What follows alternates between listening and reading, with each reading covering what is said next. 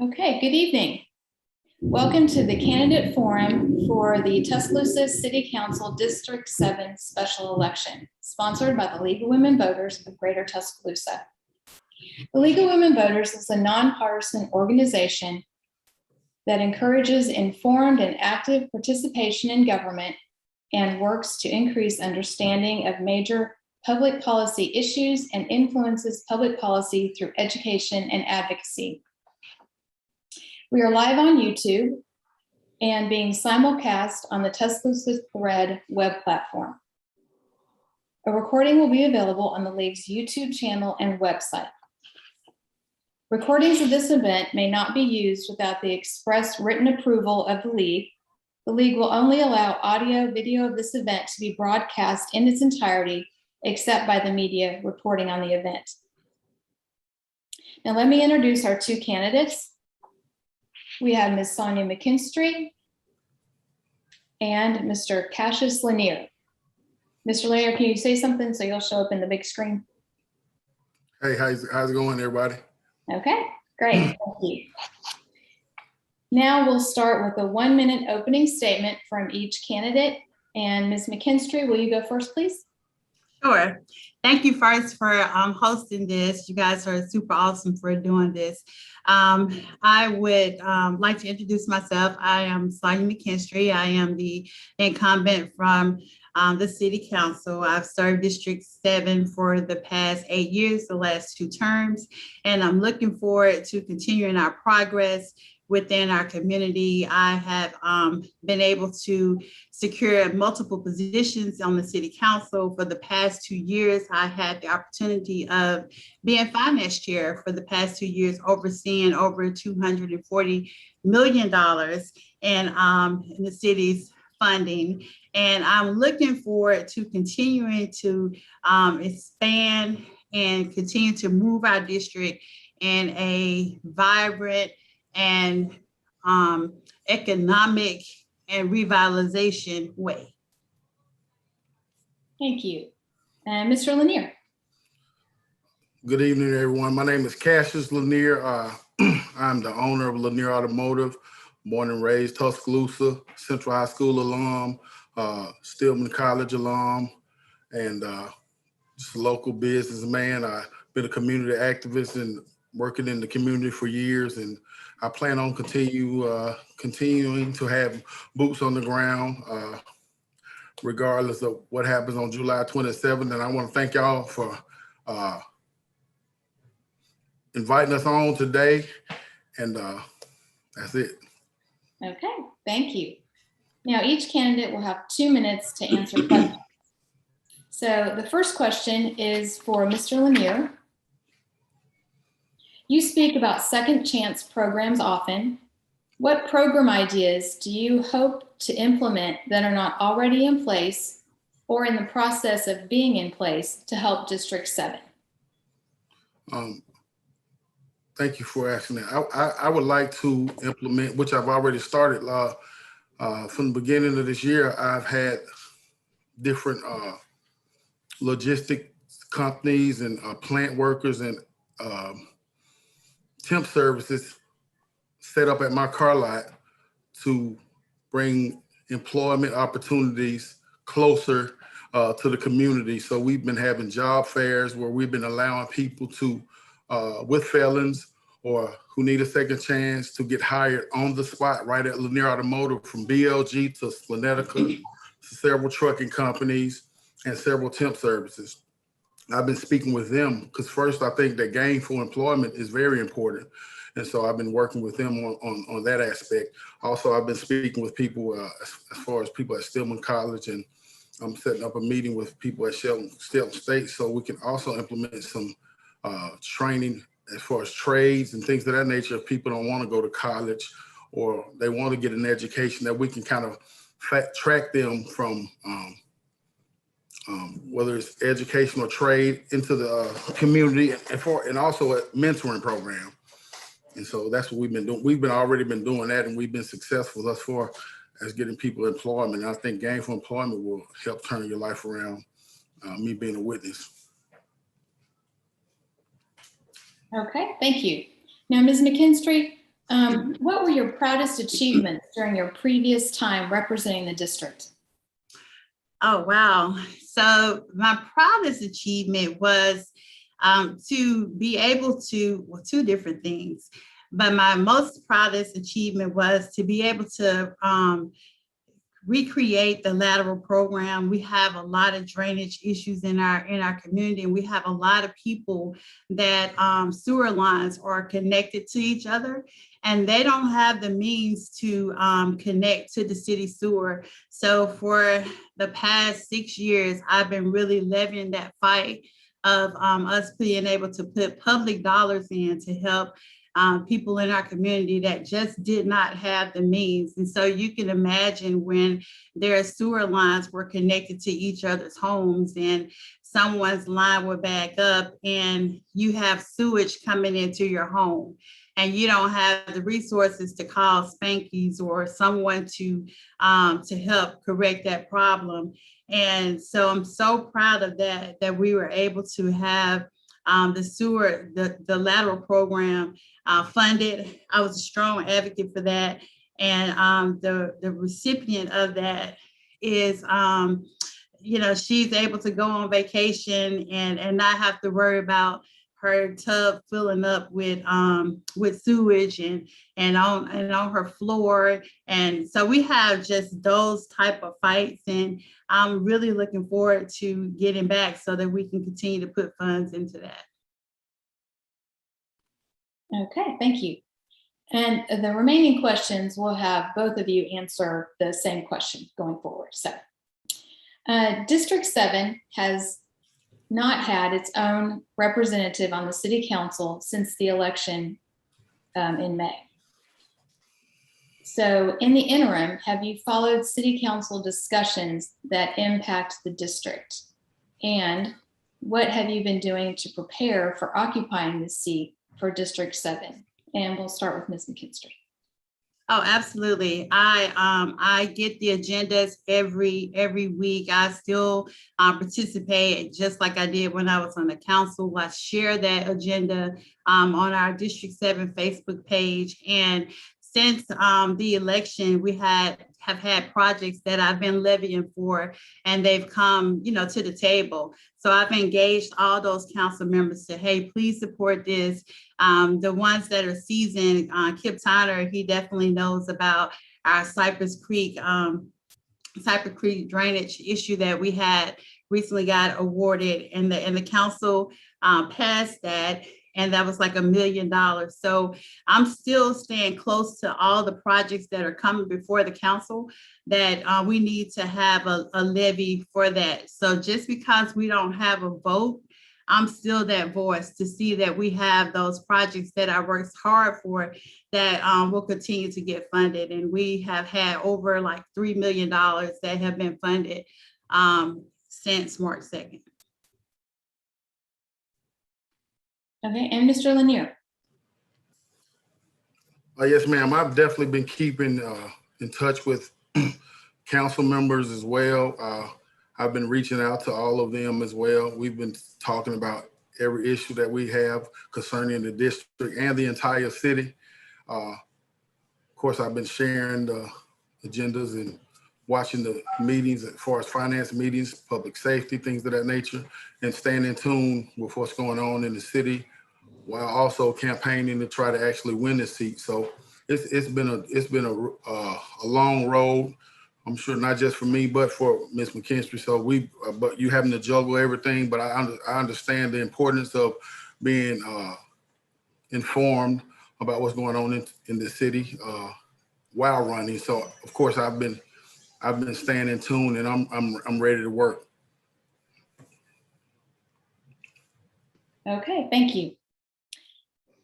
Next question, we'll start with Mr. Lanier. Council district lines will be redrawn this year in Tuscaloosa based on the 2020 census. What are your priorities for redrawing District 7 lines? Well, hopefully my priorities is not getting District 7 cut in half again. I mean, I stay in a neighborhood where my neighbor right across the street is in District 2. So you know, I think we need to try to hold on to what we have when it comes to drawing the line. So prayerfully, when we get in, one of us can fight for the district in order to hold on to what we have. That's very important. I don't think that a neighborhood should be split into two districts. That's a community. You know, one neighborhood, if you live in Skyland Park, basically you're under the District7 rule or watch. So District7 has to look out for the entire Skyland Park to me. So my neighbor across the street shouldn't be in District2. I have an issue with that. So I want to try to see why are we drawing these lines and what would that accomplish going forward? So I have questions and I'm trying to get answers. Okay, and Ms. McKinstry? Thanks, Kim. I've been very close with what the status of that is. So far, there are no talks about redistricting Tuscaloosa, and especially within our district. But I think that when that talks comes about, we need to make sure that we have strong advocates there to make sure that diversity still remains when it comes to people that are there in government, and that we make sure that district lines aren't divided according to income base, because that's going to be important. And when that actually does come about, we need to make sure that things are done fairly. Things are done to keep the mix of diversity there, and that one area isn't just exiled and they become suburban. So that's going to be very important to make sure that we have strong advocates that will stay on the city council, that will levy for those communities, and that the makeup when it comes to majority leaders on that city council, that is the even and a balanced makeup. So as for right now, I'm staying very close to see when that's going to happen for Tuscaloosa and so forth. We haven't begun to discuss that. Okay, and Ms. McKinstry, what steps will you take as this comes about to inform and educate your constituents about this topic? And how will you ask for their feedback? Sorry. Sure. Having community meetings is a must. You know, it's a must to be able to tell the community what's going on. And I have been a true advocate of that, having community meetings, whether it's 2 people or it's 20 people. Sometimes people aren't really engaged unless it's something that's actually happening. It's a topic for their particular neighborhood. But this is something when it comes to what could happen in your community, what funding aspects could be taken away.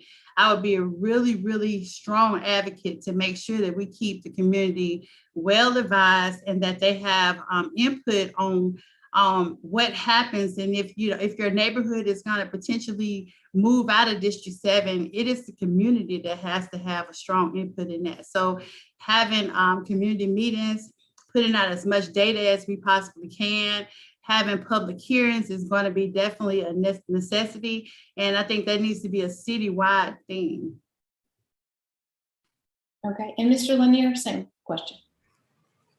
Well, I'm already, part of my platform is to have monthly town hall meetings. And I know I've been discouraged by some people saying that's too much, you need to do quarterly. Well, right now, I think in order for me to keep the constituents informed of what's going on down in City Hall, then we need to do that monthly, at least for the first 2 years, so that they can be abreast of what's happening in their neighborhoods.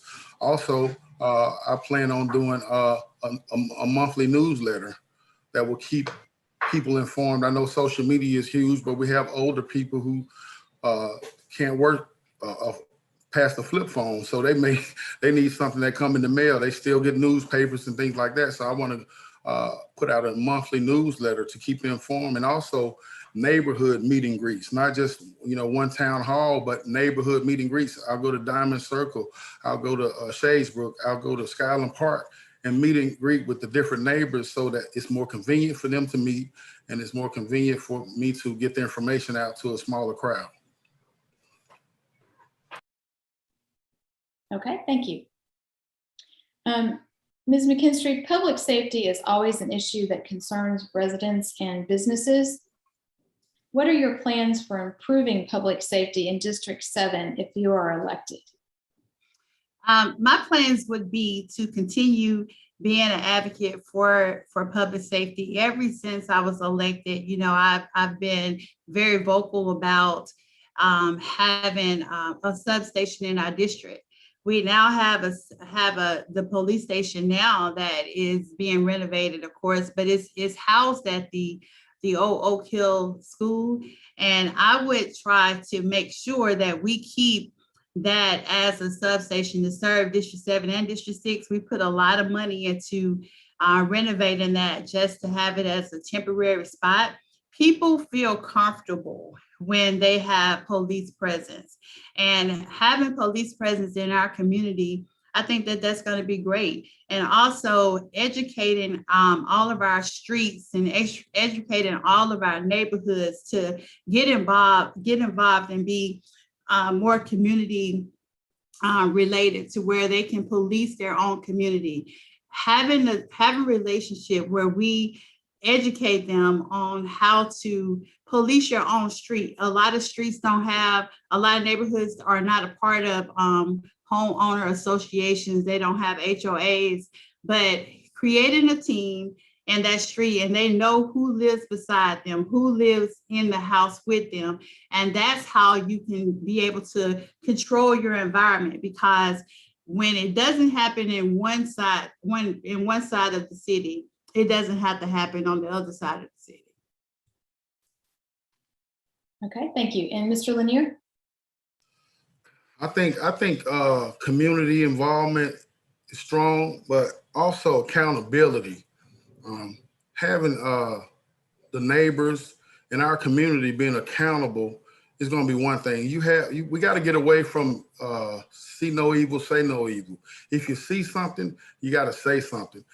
We put a lot of pressure on TPD to do the right thing, and I understand the police have a job to do, and we got to increase community relations with police and community. But now, if we can get the police rolling this way, then we have to have the community to tap in and do the same.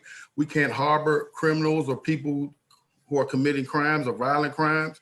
No, you have to point them out, and that's what has to happen. And so we have to meet with communities and inform them that if you want a better neighborhood, then you have to take some responsibility about getting involved. If you see something, say something. That's going to be huge, because we can hire 100 more police officers, and all they'll be doing is showing up to the scene to be reactive, because that's all they know, because no one picked up the phone and said, we have something going on over here, something going over here. It has to be a total team effort. That's community, police, neighborhood. We got to do it. We got to do it, and that's what it's going to take. Boots on the ground, programs that will implement recreation programs for the youth who have nothing to do. They seem like, and there's plenty to do if we need to go back to the Big Brother program. Maybe get another recreation center in District 7, things of that nature. But it's going to be community involvement. That's going to be strong, and that's what we're going to need. Okay, thank you. Now, Mr. Lanier, how would your thoughts on increasing gun violence in Tuscaloosa influence your work on the council? The increase in gun violence it's going to increase my work on the council, because I mean, if you're from here and you got a family, we have a problem now that it's a job going to the McFarland Mall to get clothes that you need. We have people that was just something to do in Tuscaloosa if you had nothing to do. And so we have to make our entire neighborhood safe. We got to feel safe to go to the gas station and pump our gas again.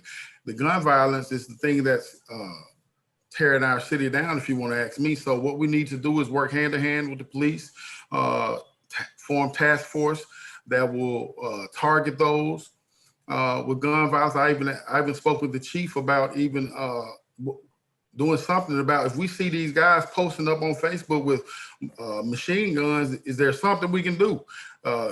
They're posting up, they're showing guns. We need to target those areas. It's hot areas. And we got to get in the neighborhoods and find out who has what and who's doing what. We can't wait until another body drops. So that's going to make me work hard with public safety. which I've already been assigned to that committee when I was first training. And so I definitely want to continue to work with public safety and numerous nonprofits who are headed in that direction to curb the violence. Okay, and Ms. McKinstry? When it comes to gun violence, we have to get back to the aspect of public safety. Gun violence is so broad across the entire nation. And we have to know who lives in your home and what kind of weapons and what do they have. When you have a lot of gun violence, it's based upon sometimes domestic violence, and it's based upon sometimes drug activity. But we have to educate the community, and we have to make sure that we don't make the laws on who can carry a gun and open carry. So we have to make sure that we educate ourselves and do whatever we can to get the guns out of our youth, because they don't have any education when it comes to, shooting, and we lose so many youth to gun violence. And so that's a continuous discussion. And there's no magic formula. But as long as we have these laws that allow people to open carry and to, walk around with assault weapons and so forth, we need to get to the root of the problem, continue to address the public safety aspects of it, and to try to get as many guns out of the hands of our youth and those that have violent crimes and that are repeat offenders. So we have this happening in our neighborhood, but you got to be aware of who has weapons in your community, what they're in your community doing with these weapons, and be very vocal about it. Okay, thank you. Mr. Lanier, Tuscaloosa is engaging in a shift toward community policing, as are many other areas in the country. What would this mean for District 7? Well, I think community policing would definitely be huge for the entire city, not just District 7. Running for District 7 only gives me a seat to help the entire city of Tuscaloosa. Of course, I have a passion to see District 7 grow, but community policing will be huge because of the climate in the United States that's going on. And I believe that we have to get more involved. We have to have police, like when we were growing up, we had Coleslaw and Bigham and people like that got out of the car. They shot ball with us. We had the Police Athletic League, which I think Deputy Chief Sanders has implemented again at the Powell Gym. And so also we just have to engage our youth, our community, but we have to make sure that we form a relationship, police and community. We need to, whether it takes a forum, whether it takes a cookout or a meeting in each neighborhood, so they can see that, listen, I actually work on the Chiefs Committee with police, community policing. And so we got plans. I don't know if I should release that yet, but we got plans to do different games, kickball games, softball games, but not just police against the community, but mix up the community with the police. And we play a game against each other just to break the ice, to kind of show the community that, look, just because they're police, they're not the bad guys. Don't be afraid of them. And when you break the fear and you kill the stereotypes and the stigma, then you allow relationships to form. And that's what I'm excited about. Thank you. Ms. McKinstry? Sure, thanks, Kim. So like the past couple of questions, they all relate back to community policing. Community policing is just something that we're saying that we need the community to get engaged with. That's just another avenue to get them to be able to let us know what's happening in your home or who's beside you. Community policing is just getting the community to step up and say, hey, we're going to assist the city. We're going to assist the police officers. And that's what that particular really terminology means.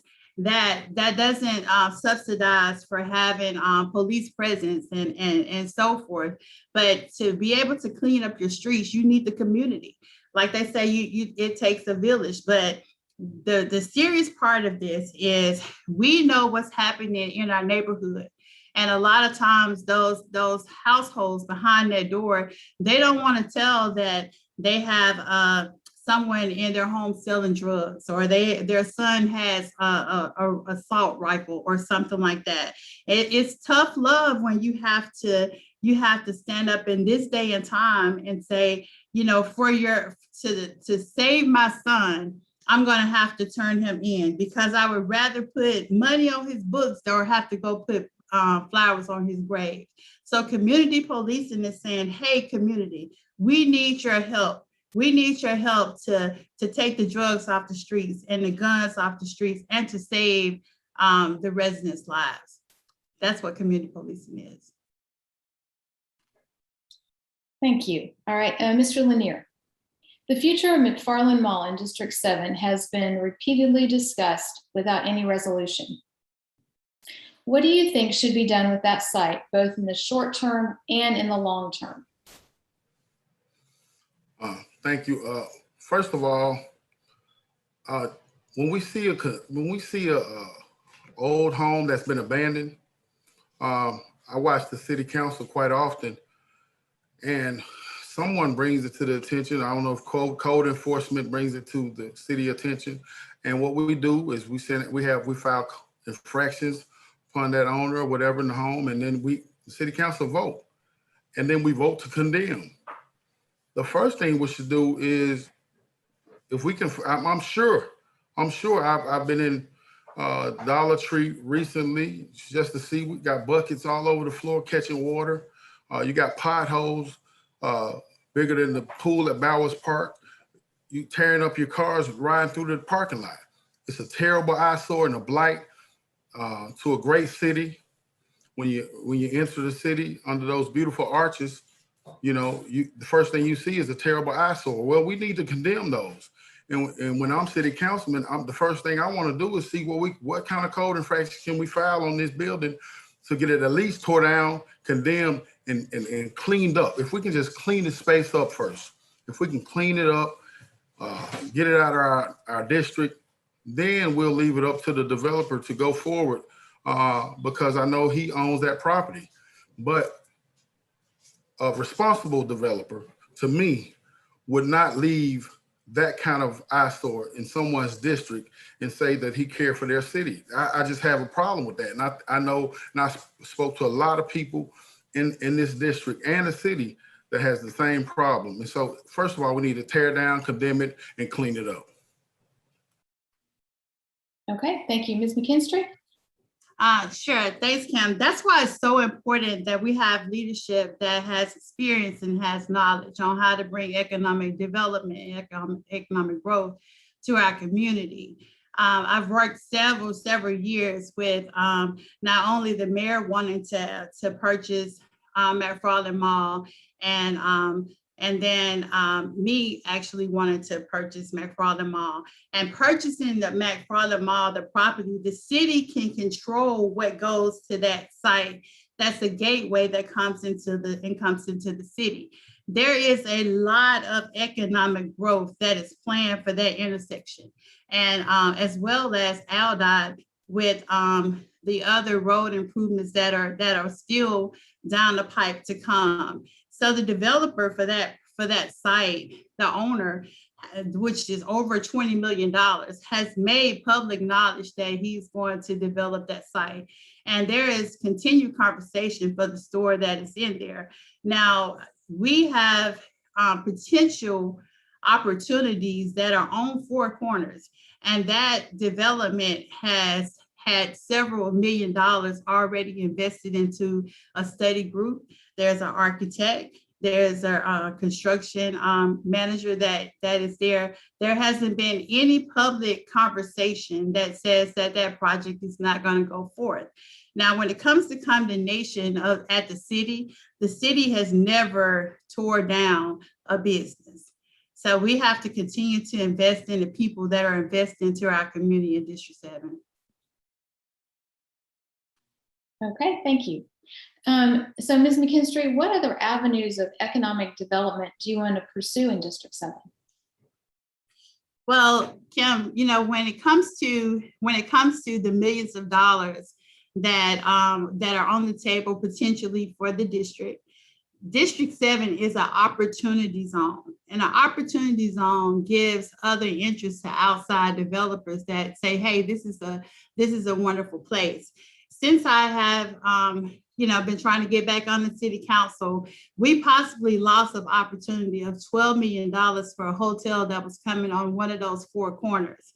And when you know the potential and know all the plans that are coming there, for confidentiality reasons, you can't disclose those things. But what you don't do is you don't sell your community like it's garbage and it's trash, because once you have developers that are taking their own private dollars and they're sowing seeds into the growth of your community, you get behind them, because those developers, they don't come every day.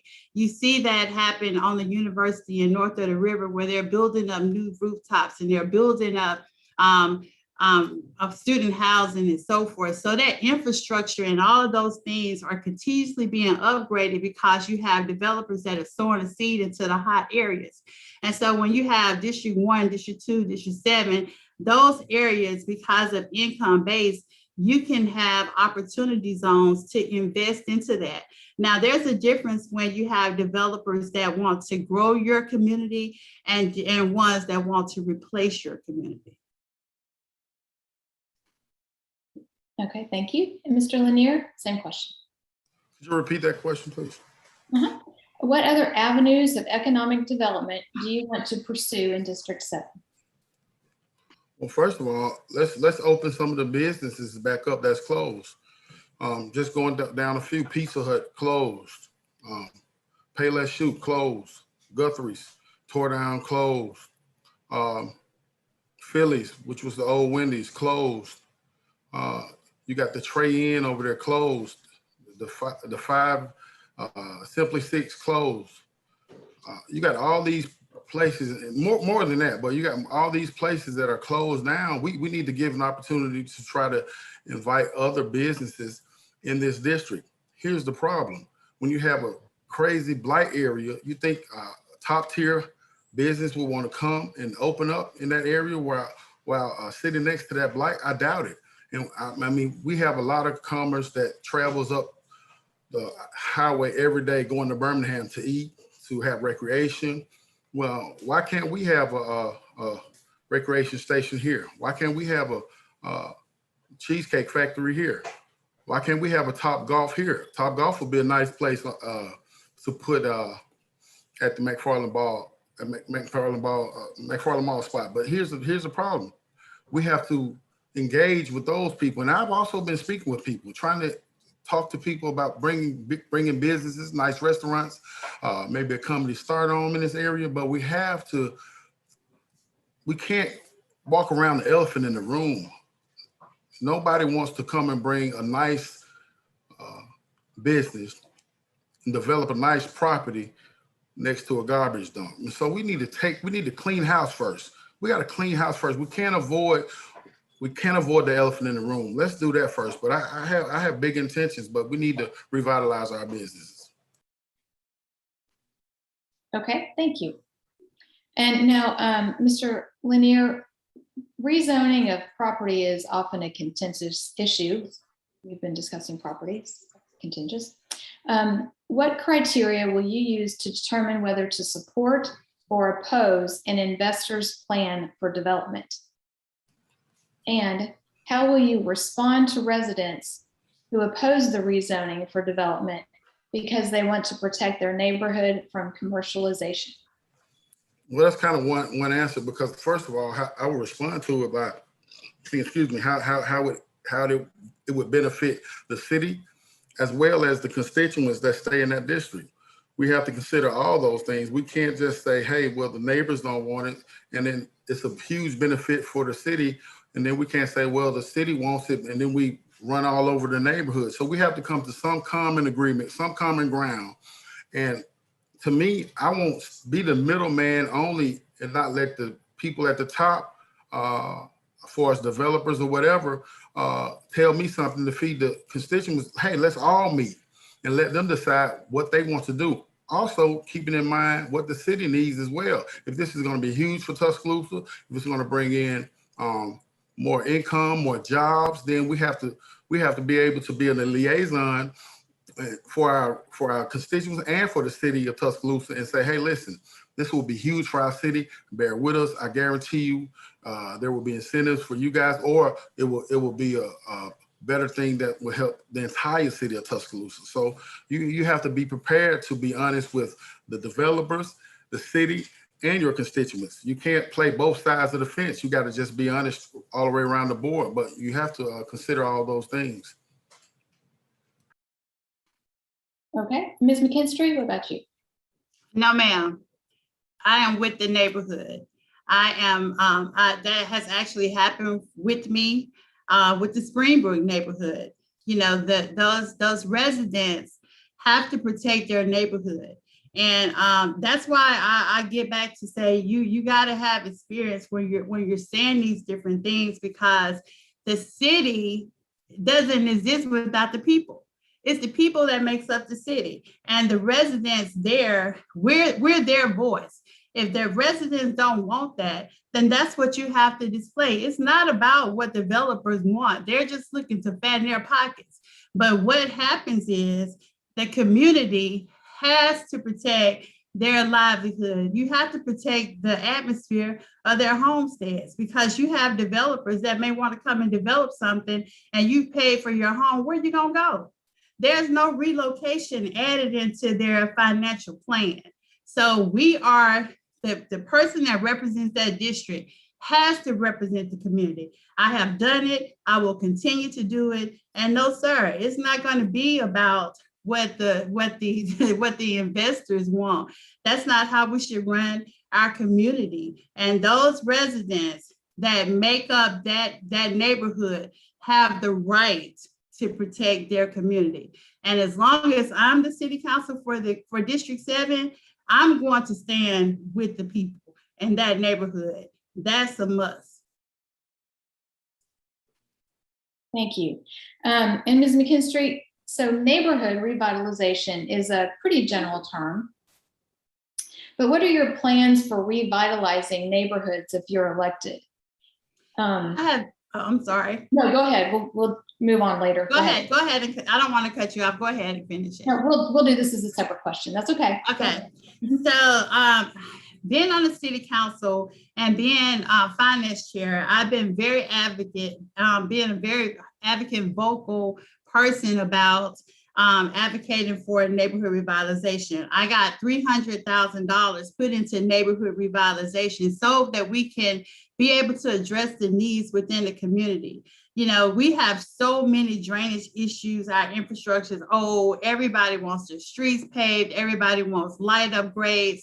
And we've at the city council, we have put money into revitalizing the neighborhood. Every council person, when we restarted Tuscaloosa after COVID, through Elevate Dollars, we put $500,000 in each neighborhood where you can identify additional projects and get those extra drainage projects done, or get that extra paving done. We're upgrading the lights throughout the whole city to LED. So that has been something that in District 7 that we need to do. We need to upgrade our neighborhoods, because our infrastructure is old. And our drainage issues are a problem. And so having $3 million drainage projects in every district, you have to figure out how you're going to pay for that. And while you're trying to figure out how you're going to pay for it, put in money into the budget to be able to say, okay, well, let me try to take $100,000 to fix this drainage issue over here. So we have continued to put money into neighborhoods. You got to know exactly what you're doing. Mr. Lanier? Could you repeat that, please, ma'am? Sure. What are your plans for revitalizing neighborhoods if you're elected? Well, when I'm elected, first of all, just me canvassing and going door to door, lighting in a bunch of neighborhoods and certain roads and speed tables and things of that nature have been requested. But I've visited a couple neighborhoods that asked me to come out at night, because if you ride to their neighborhood, you can pass the turn. It's so dark. And these are things that they've been requesting for a while with no help. And so my thing is, let's light up the neighborhood. Let's light up the area. First of all, if we want to, and I don't want to talk about crime, but if you want to get rid of crime a lot, put light on it. Light up the neighborhoods, and there are a bunch of neighborhoods that need lights as well. Definitely continuing with the drainage and sewage plan that's already going on, and it has been in effect since 2005. I think that's when it was first on the table. And so just keeping up with what the city has already in place, and then speak about those elevate dollars, and so that we can channel those into our community. I want to elevate District 7 as well. And so with that being said, going to the table and requesting funding to meet every need that District 7 is requiring as far as infrastructure, as far as revitalization, and that's how that goes. Okay, and Mr. Lanier, so do you see affordable housing as an issue in District 7? And if you do, has Habitat for Humanity played a role, and what further role could it play in adding more affordable housing?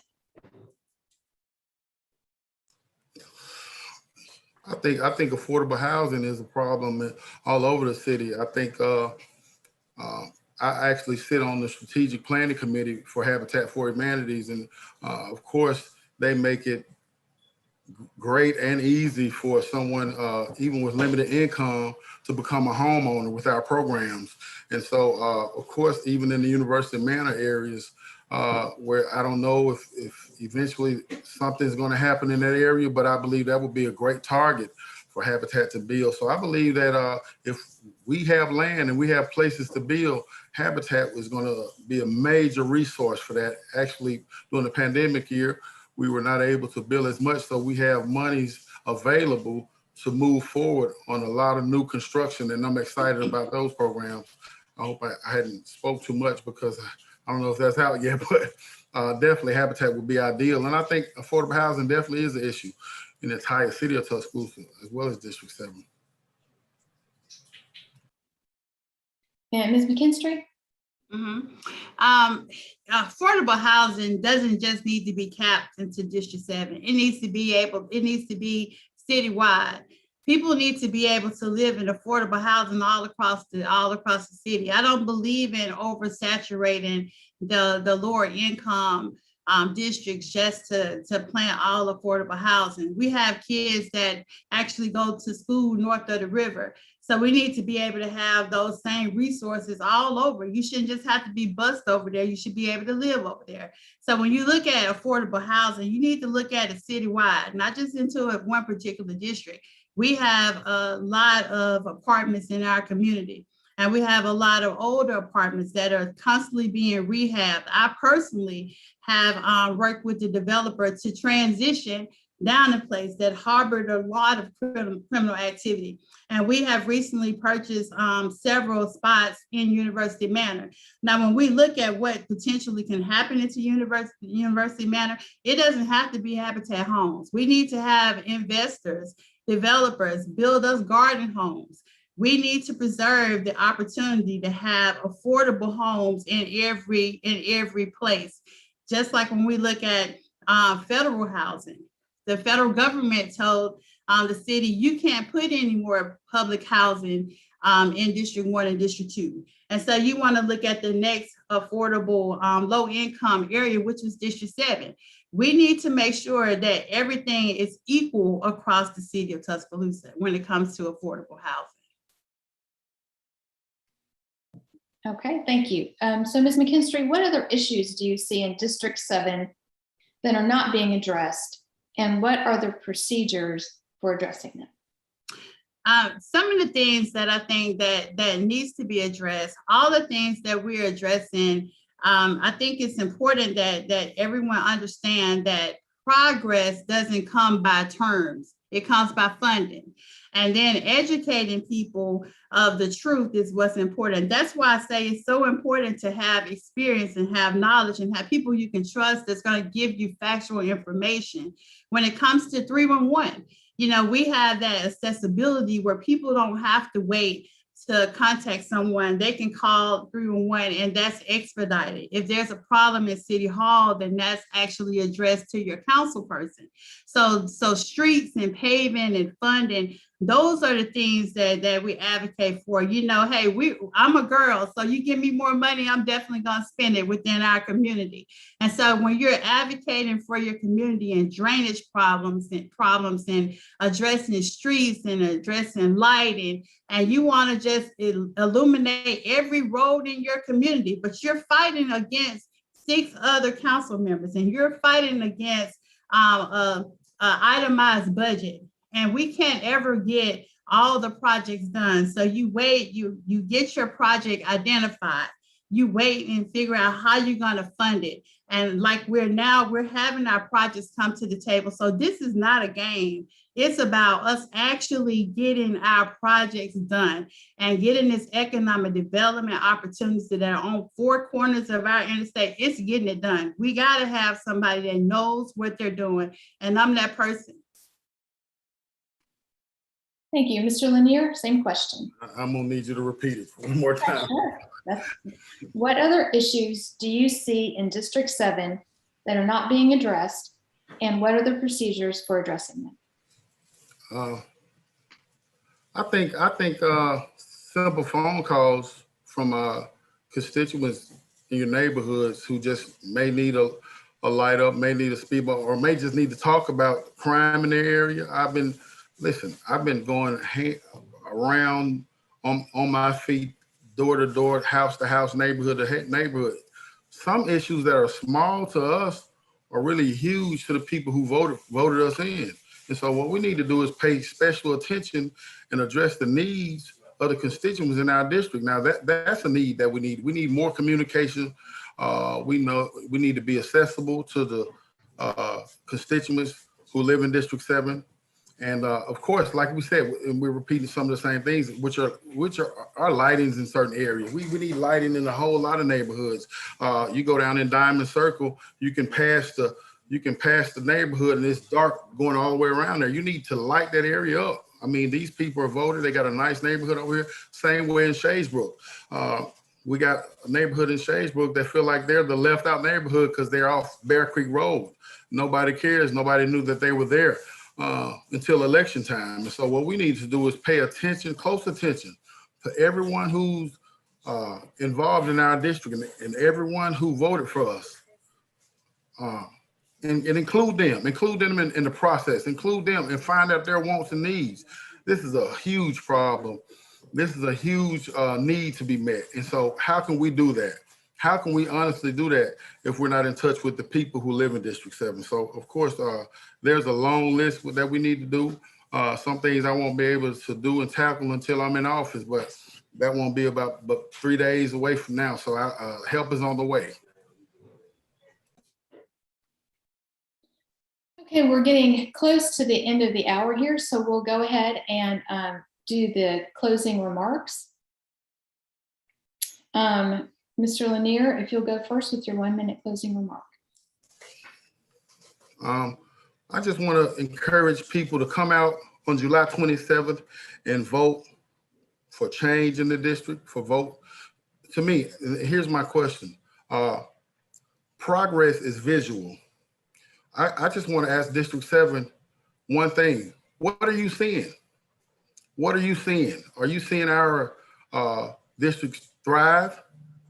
Are you seeing us being a progressive district? What are you seeing? Progress is visual. When you go to north of the river, you see progress. Are you seeing that in District 7? Right, so vote for me. July 27th, go to the polls, East McFarland Baptist Church.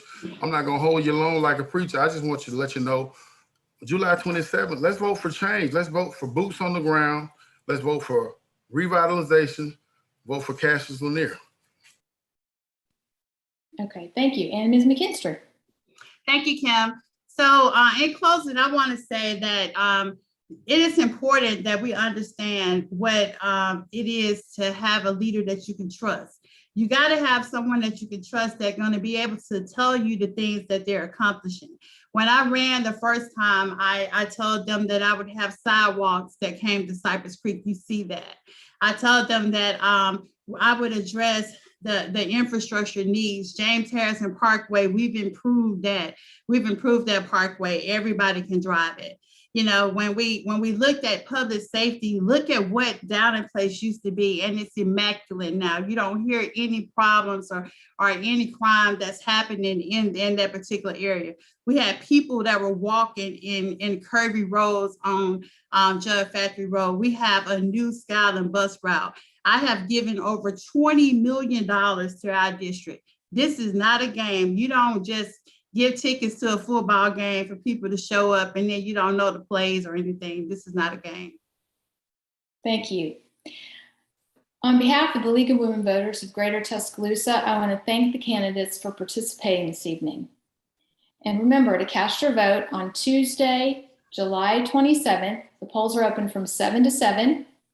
And the polling location is East McFarland Baptist Church, 6007 McFarland Boulevard East. Remember to vote. That's how you make a difference. Thank you so much and have a great evening. Thank you, guys. Thank you for having me. 5 days, not 3.